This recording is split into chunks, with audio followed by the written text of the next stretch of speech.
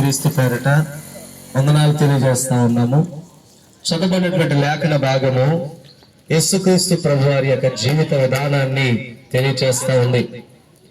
ఆయన కొండ మీద ఉన్నప్పుడు చాలా మంది జన సమూహాలు యేసు ప్రభువారి యొక్క బోధన వినడానికి, ఆయన మాటలు వినడానికి చాలా మంది అక్కడ ఉండేవారు.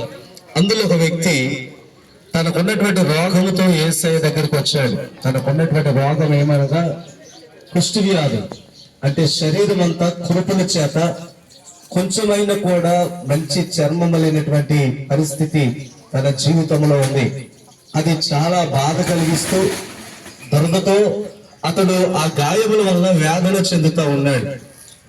ఒక వ్యక్తి ముట్టుకోవడానికి కూడా ఇష్టపడినటువంటి దేహముతో కురుపు వలె తన దేహం ఉన్నప్పుడు యేసు ప్రభు వారి యొక్క మాటలు విన్నటువంటి ఆయన యేసయ్యతో ఈ విధంగా అంటున్నాడు, ప్రభువా, నీకు ఇష్టమైతే నన్ను శుద్ధినిగా చేస్తావా అని అడిగారు.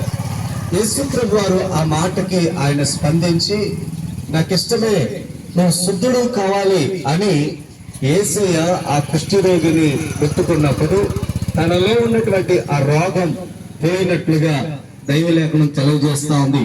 నా ప్రియమైన గ్రామస్తులారా, దేవుడు ఎంత ప్రేమ గలవాడు అని తెలియచేయడానికి మచ్చుకు ఇదొక చిన్న ఉదాహరణ. ముట్టుకోవడానికి, చూడడానికి, దగ్గర నుంచోడానికి అసహ్యపడేటువంటి వ్యక్తిని